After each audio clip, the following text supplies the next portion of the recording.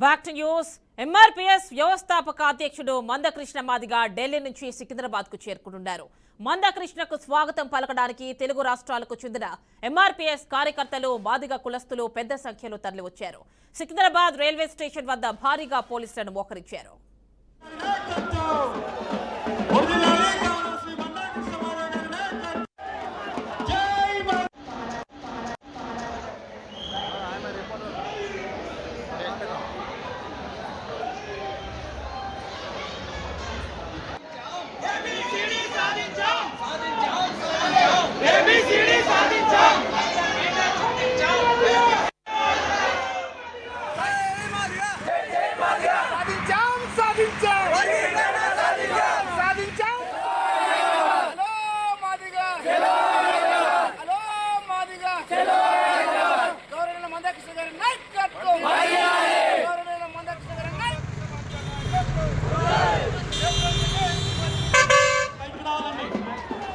బయటికి రావాలి.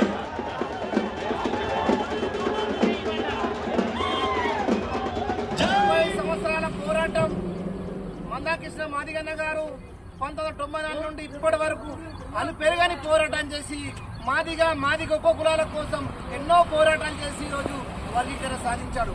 30 సంవత్సరాలుగా అన్ని పార్టీల మద్దతుతో ఈరోజు ఎన్నో పోరాటాలు చేసి ఎందరో ఆత్మ బలిదానాల వల్ల ఈరోజు వర్గీకరణ సాధించాము. ఎట్టకేలకు మొన్న ఆగస్టు 1న ధర్మాసనం 7 సభ్యుల ధర్మాసనం 6:1 6 ధర్మాసనం జడ్జిలు మరి వర్గీకరణ చేయాలి ధర్మాసనం ఒప్పుకున్నది. భారత రాజ్యాంగం అంబేద్కర్ కు లోబడి రాజ్యాంగం లోబడే వర్గీకరణ కావాలి, వెనుకబడ్డ కులాలకు వర్గీకరణ కావాలి అని ధర్మాసనం చెప్పింది. కాబట్టి ఈరోజు అన్ని రాష్ట్రాల్లో వర్గీకరణ అమలు చేయాలని కేంద్ర ప్రభుత్వం కూడా చెప్పడం జరిగింది. కాబట్టి దీని ద్వారా మా మాదిగ ఉపకులాలు ఎన్నో ఉద్యోగ అవకాశాలు, విద్యా అవకాశాలు ఎన్నో ప్రయోజనం పొందాయి. కాబట్టి ఈ వర్గీకరణ